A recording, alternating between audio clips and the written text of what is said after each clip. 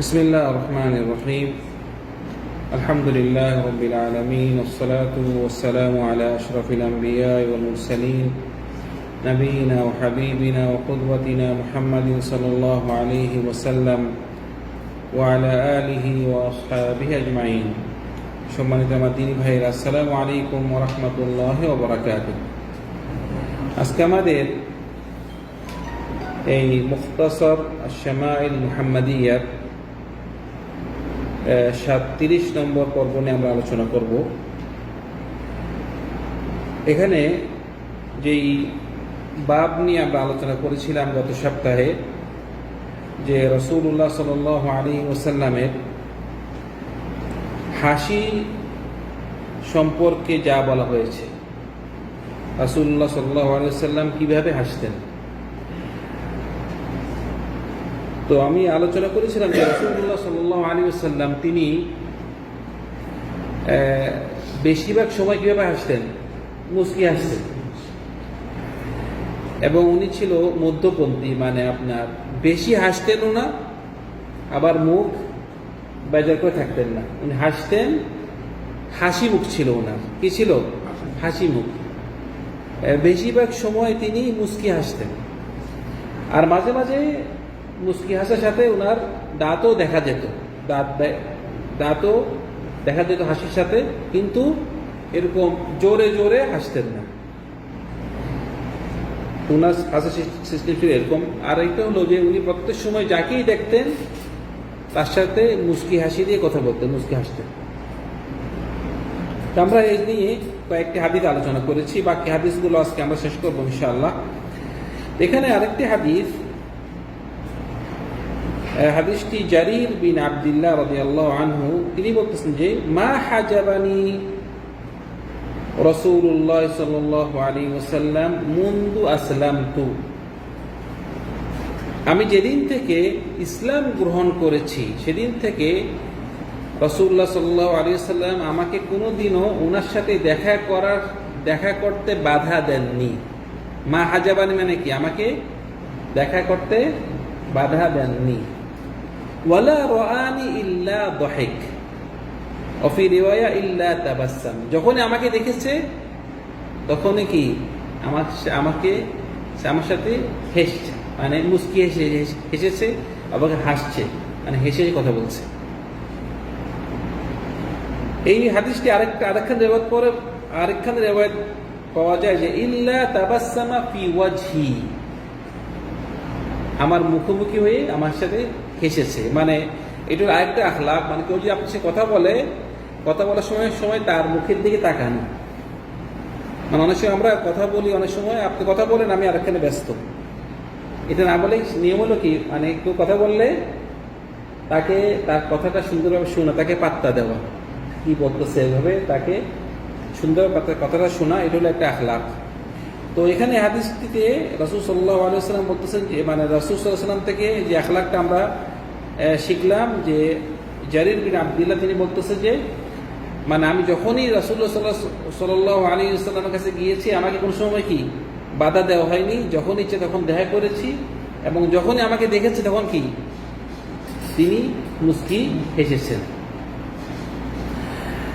তারপরে যে হাদিসটি এনেছে ইমাম আত-তিরমিযি, সে হাদিসটি হলো আব্দুল্লাহ বিন মাসউদ রাদিয়াল্লাহু আনহু থেকে। তিনি বলতেছেন যে قال রাসূলুল্লাহ সাল্লাল্লাহু আলাইহি ওয়াসাল্লাম,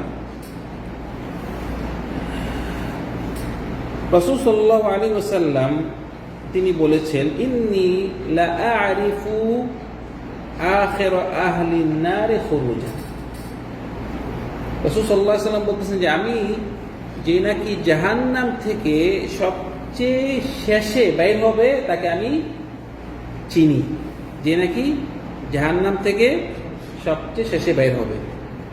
তো এইটা হলো আহলে সুন্নাহ ওয়াল জামার আরেকটা আকীদা, যে যারা নাকি পাপ করে, যদিও সে কবিরা গুনাহ করে, সে যদি জাহান্নামে যায়, জাহান্নামে গেলেও সে যেহেতু সে তাওহীদ, সে লা ইলাহা ইল্লাল্লাহ বলেছে, সে যে কোনো একদিন এই জাহান্নাম থেকে অবশ্যই কি বাইর হবে।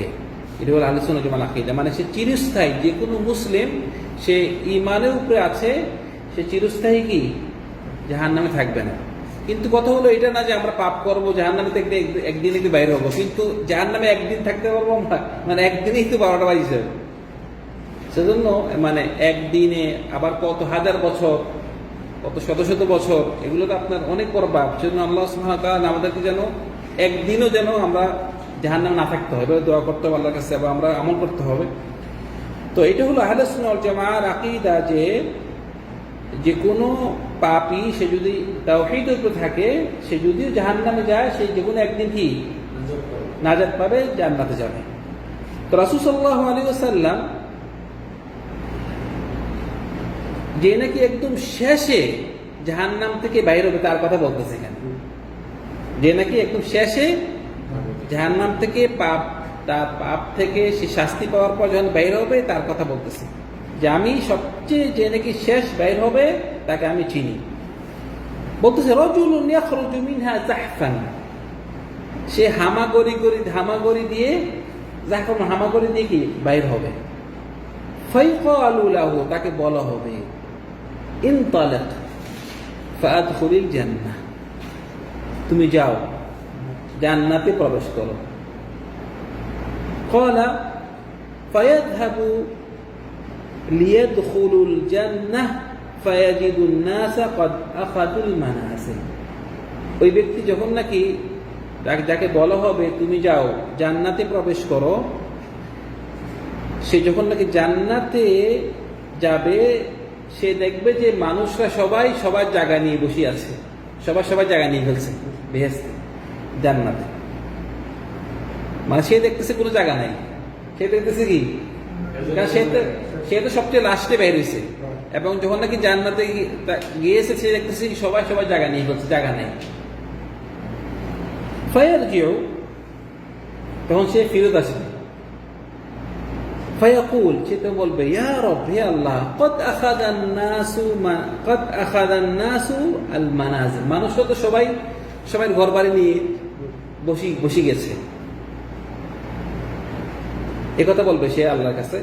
ফায়াকুল, তখন তাকে বলা হবে আতাযকুরুজ জামান আল্লাযী কুনতা ফী, তোমার কি মনে আছে দুনিয়াতে তুমি কিরকম ছিলে, মানে দুনিয়াতে কিরকম নিয়ামত ছিল, তোমার কি মনে আছে, মনে পড়তেছে? ফায়াকুল নাম, হ্যাঁ আমার দুনিয়ার কথা মনে পড়ছে, দুনিয়াতে আমি কিরকম ছিলাম, কি নিয়ামতে ছিলাম। ক্বালা ফায়ুকালু লাহু তামান্না, মানে তুমি দুনিয়াতে তো অনেক নিয়ামত ছিল, এখন তুমি কিছু এই ধরনের নিয়ামত তুমি কিছু আশা করো, আকাঙ্ক্ষা করো, কি নিয়ামত আরো পেতে চাও। ফায়াতামান্না, সে কিছু তার মানে নিয়ামত সে পাওয়ার আকাঙ্ক্ষা করে। তোমার ওকে বলে তুমি আকাঙ্ক্ষা করো কিছু, তুমি কি পেতে চাও, কি পেতে চাও, তুমি কিছু আকাঙ্ক্ষা করো। তো সে কিছু আকাঙ্ক্ষা করে নিজে। কিন্তু তাকে বলা হয় ফায়াকালু লাহু ফাইন্না লাকা আল্লাযী তামান্নাইত ওয়া আশারাতা আদআফিদ দুনিয়া, তুমি কি যা আশা করছো, তুমি তো যা আশা করো তোমাকে তা দেওয়া হবে, এবং তোমাকে এই দুনিয়ার মতো 10টা দুনিয়া দেওয়া হবে। কয়টা দুনিয়া? 10টা দুনিয়া। এটাকে যে নাকি সর্বশেষ জাহান্নাম থেকে প্রবেশ বাইর হয়েছে, তার জন্য কি 10টা দুনিয়া। মানে এইটা আমাদের সাধারণ মানুষের জন্য আমাদের মাথায় ঢুকবে যে 10টা দুনিয়া একজনের জন্য।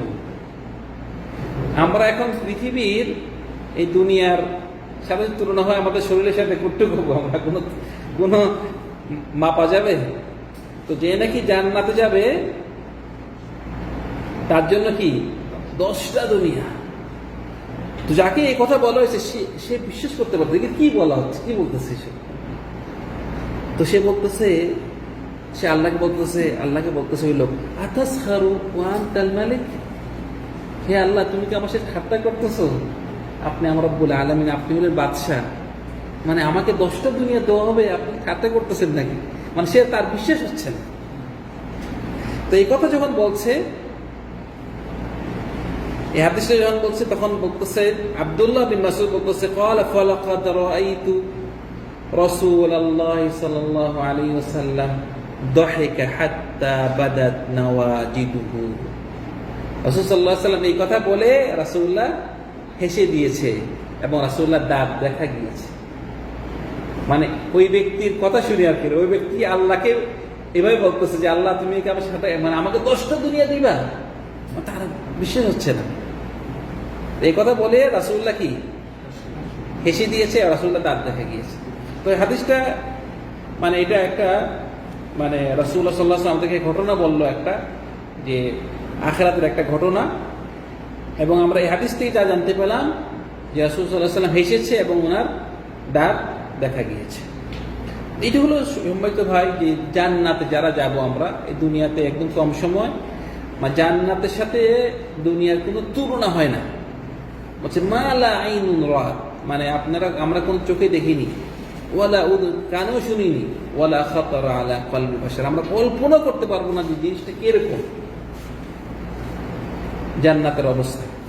তো একজন ব্যক্তিকে 10টা দুনিয়ার মতো দেওয়া হবে, যে নাকি একদম নিম্নমান। তো যারা নাকি প্রথমে ঢুকছে তাদের কি অবস্থা কিরকম হবে? আর জান্নাতে বলতেছে অনেকগুলো কয়েক তালা আছে, অনেক তালা। তো এক তালা থেকে আরেক তালা কি এটাকে আবার দুনিয়ার মতো? বলছে এক তালা থেকে আরেক তালা যেরকম নাকি দুনিয়া থেকে আসমান, এত উঁচু। সেজন্য ভাইরা মানে আমাদের জান্নাতে আমাদের জন্য আল্লাহ সুবহানাহু ওয়া তাআলা যা রেখেছে আমরা মানে আমাদের কল্পনা করতে পারবো না যে এটা কত বড় একটা যে সুখ, কত বড় একটা নাইম জান্নাতে। তারপরে যে হাদিসটি এনেছে, আমি বেশি ব্যাখ্যা করতে যাচ্ছি না, কারণ আমরা চাচ্ছি বেশি হাদিস নেওয়ার জন্য।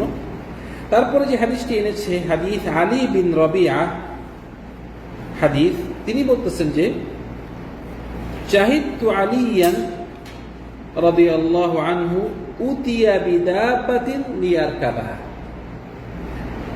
আলী বিন রবিআ তিনি বলতেছেন যে আমি আলী রাদিয়াল্লাহু আনহুকে দেখতে পেলাম, ওনার জন্য একটি উট আনা হলো।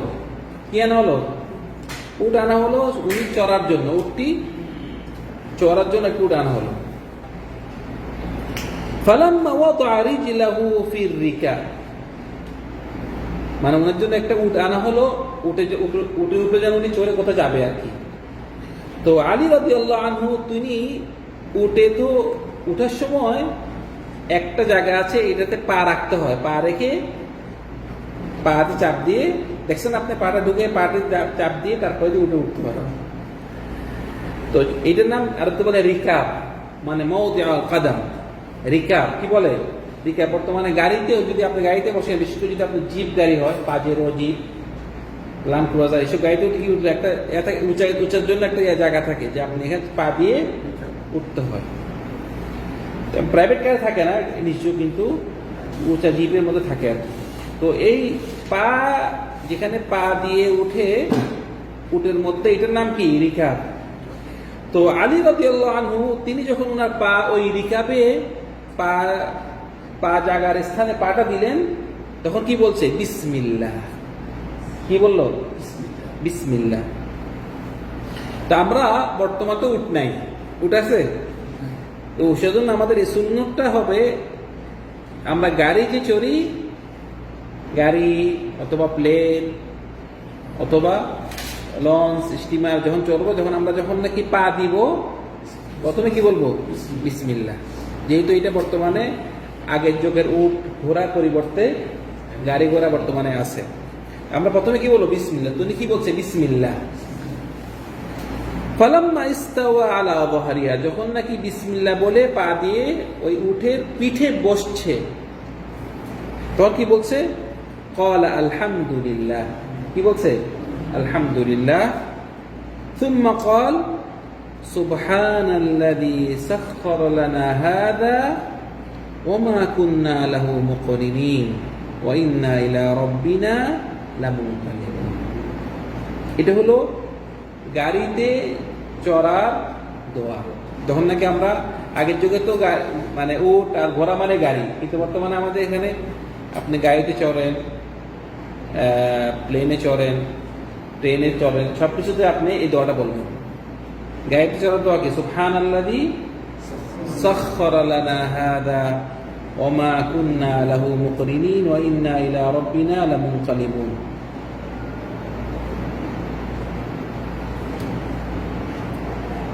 তো এখানে এটা দোয়াটি আসলে খুবই, এটার অর্থটা খুবই গুরুত্বপূর্ণ। সুবহানাল্লাহ, আপনি আল্লাহর পবিত্রতা আপনি বর্ণনা করতেছেন যে আল্লাহ সুবহানাহু ওয়া তাআলা, এই যে উট শক্তিশালী বেশি নাকি মানুষ? কত শক্তিশালী না? মানে উট যদি একটা মানুষের এরকম চাটা দেয় তার পা দিয়ে, সে মারা যাবে, কত শক্তি। কিন্তু ছোট্ট মানুষ, আর আপনি যদি উট একসাথে রাখেন দেখবেন যে মানুষকে কত ছোট লাগে, কিন্তু এত বড় উটকে একটা মানুষ কন্ট্রোল করতেছে। শুধু একটা উট নয়, শত শত উট দেখবেন যে একজন রাখা চালাচ্ছে, যাচ্ছে যেখানে মধ্যে যাচ্ছে। এবং যারা নাকি আপনার কষায় জবাই করতেছে উটকে, কত বড় উট, মানে ফটকে জবাই, 10টা উট একসাথে জবাই করতেছে। এটা কিন্তু অনেক বড় একটা, আল্লাহ আমাদেরকে এটা সহজ করে দিয়েছে উটকে। সাধারণ দিচ্ছি আমরা এটা দিয়ে উপরে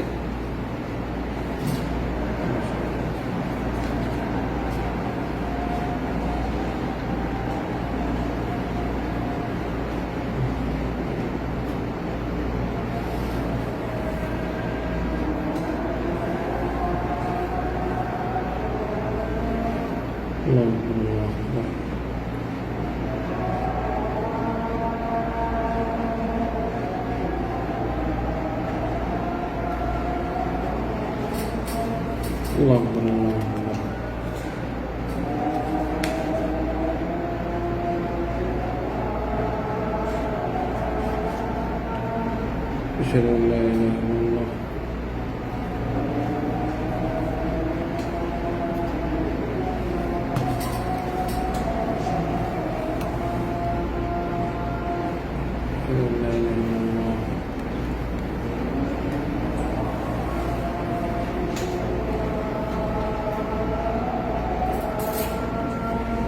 أشهد أن محمدا رسول الله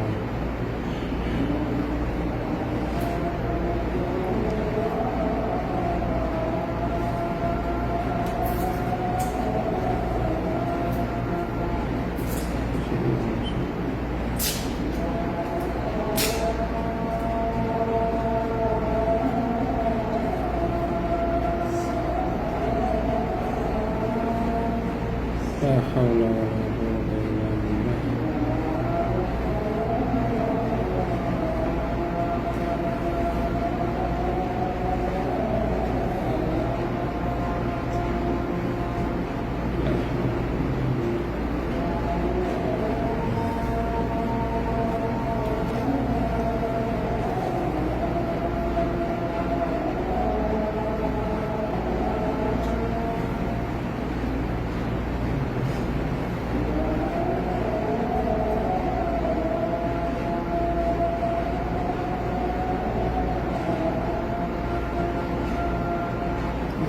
لا حول ولا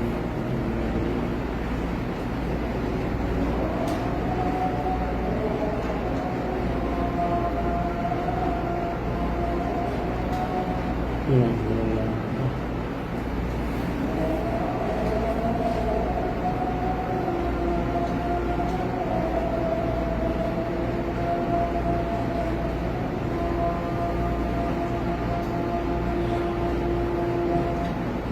لا إله إلا الله اللهم صل وسلم وبارك على سيدنا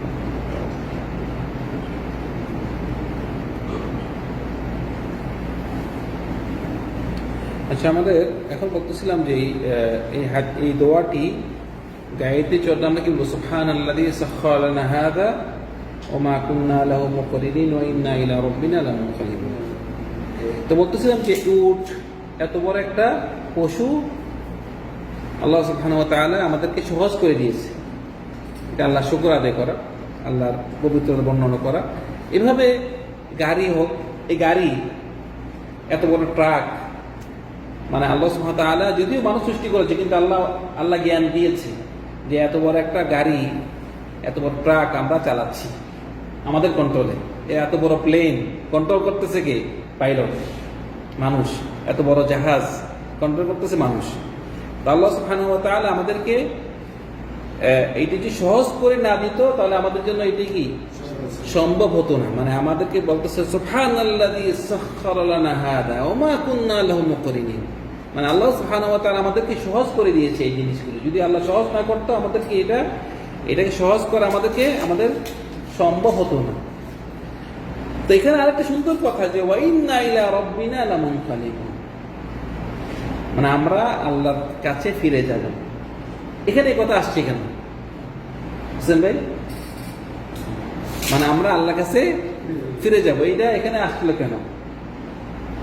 এবং আমরা খুব সুন্দর একটা কথা বলছে যে এখানে একটা কথা যে মানুষরা আগের যুগে অনেক মানুষ মারা যেত উটের মানে পিঠ থেকে পড়ে, মানুষ মারা গিয়েছে। এটা একটা কথা আর কি, মানে সুন্দর একটা মানে ওলামাদের কথা যে মানে এইটা অনেক মানুষটা যে মানে উটের উপরে চড়ার পরে সে পরে মারা গিয়েছে, মারা গেলে আল্লাহ কাছে ফিরে যাবে না, মানে এটা বলতেছে আমরা আল্লাহ কাছে ফিরে যাব। তো বর্তমানে এটা আপনার বর্তমানের জন্য আরো বেশি গুরুত্বপূর্ণ যে বর্তমানে গাড়িতে চড়ে, প্লেনে চড়ে, জাহাজে চড়ে, মানে অ্যাক্সিডেন্ট হওয়ার সম্ভাবনা আছে। অ্যাক্সিডেন্টে মারা গেলে আল্লাহর কাছে ফিরে যাবে, আমরা ফিরে যাব। তো এইটা সেজন্য আমরা যখনই গাড়িতে উঠবো তখন আমরা এই দোয়াটি বলতে ভুলবো না। বিসমিল্লাহ বলে উঠবো এবং ওঠার পরে আলহামদুলিল্লাহ বলবো এবং কি বলবো সুবহানাল্লাযী সাখখারা লানা হাযা ওয়া মা কুন্না লাহু মুকরিনিন ওয়া ইন্না ইলা রাব্বিনা লামুনকালিবুন। তারপরে যে কথাটা যেটা বলতেছে যে আলী রাদিয়াল্লাহু আনহু তিনি বলতেছে সুম্মা ক্বাল আলহামদুলিল্লাহ সালাসান, আরো বাড়াই 3 বার আলহামদুলিল্লাহ সালাসান, মানে কি আলহামদুলিল্লাহ আলহামদুলিল্লাহ আলহামদুলিল্লাহ, ওয়াল্লাহু আকবার সালাসান, এবং আল্লাহু আকবার আল্লাহু আকবার আল্লাহু আকবার, সুবহানাকা ইন্নী যালামতু নাফসি ফাগফিরলি ফাইন্নাহু লা ইয়াগফিরুদ যুনুবা ইল্লা আনতা। মানে আগে বলছে বিসমিল্লাহ, তারপর বলছে কি আলহামদুলিল্লাহ, তারপরে সুবহানাল্লাহ দোয়াটা পড়লো, তারপরে কি বললো আলহামদুলিল্লাহ 3 বার, আল্লাহু আকবার 3 বার, তারপর সুবহানাকা ইন্নী যালামতু নাফসি, ইয়া আল্লাহ আমি আমার নাফসের উপরে কি জুলুম করেছি, পাপ করেছি, ফাগফিরলি তুমি আমাকে মাফ করো, ফাইন্নাহু লা ইয়াগফিরুদ যুনুবা ইল্লা আনতা, আমার এই পাপগুলো একমাত্র তুমি মাফ করতে পারবে, আর কেউ না। কেউ মাফ করতে পারবে আল্লাহ ছাড়া? তো বলতেছে সুম্মা দাহিকা, এই কথা বলে আলী রাদিয়াল্লাহু আনহু হেসে দিয়েছে। আলী কি এখানে হাসার কিছু আছে? কিন্তু আলী হেসে দিয়েছে। ফাকুলতু লাহু, আলী বিন রাবিয়া তিনি আলীকে বলল মিন আইয়ি শাইইন দাহিকতা ইয়া আমিরুল মুমিনিন, আপনি তখন দোয়া করেছেন, গাড়ির মানে উটের উপরে চড়ার দোয়া পড়েছেন, আল্লাহকে জিকির করেছেন, এগুলা যেগুলো নাকি সুন্নত বলেছেন, আপনি হাসলেন কেন? হাসার তো কি, আপনি কি জিনিস থেকে এখন হাসলেন? কল আলী রাদিয়াল্লাহু কি বলতেছে, বলছে রাআইতু রাসূলুল্লাহ সাল্লাল্লাহু আলাইহি ওয়াসাল্লাম, আমি দেখি আমি যা যা আমল করেছি এগুলো আমলগুলো আপনার মনে থাকবে তো?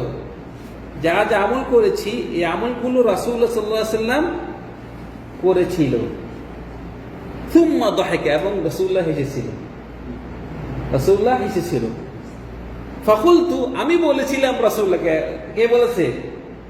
আলী রাদিয়াল্লাহু আনহু। ফাকুলতু আইয়ি শাইইন দাহাকতা ইয়া রাসূলুল্লাহ, আপনি হাসলেন কেন এখন? মানে আলী রাদিয়াল্লাহু আনহু কি প্রশ্ন করছে আলী রাবিয়া যে আপনি কেন হাসলেন? এর পূর্বে আলী রাদিয়াল্লাহু আনহু কি রাসূলুল্লাহকে প্রশ্ন করেছিল আপনি কেন হাসলেন রাসূলুল্লাহ?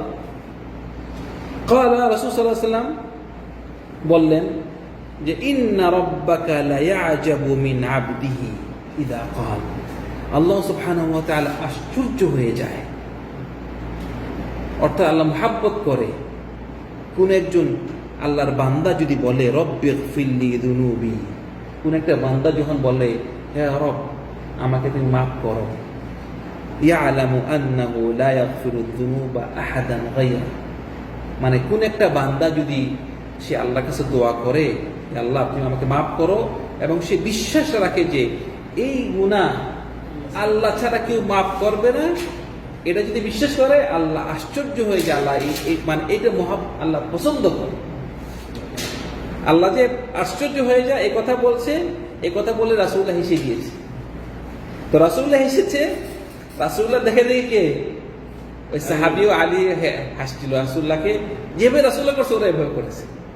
মানে এভাবে অনেক হাদিস পাওয়া যায়, মানে সাহাবাগণ মানে কিভাবে অনুসরণ করতে, মানে একটা কথা বলতেন, মানে যে রাসূলুল্লাহ যেভাবে বলেছে এইভাবে, যে কাজটি করেছে সেইভাবে কাজটি এভাবে বলে, উনি বলতেন যে আমি কেন এভাবে বলছি জানো, কারণ রাসূলুল্লাহ এভাবে করেছে।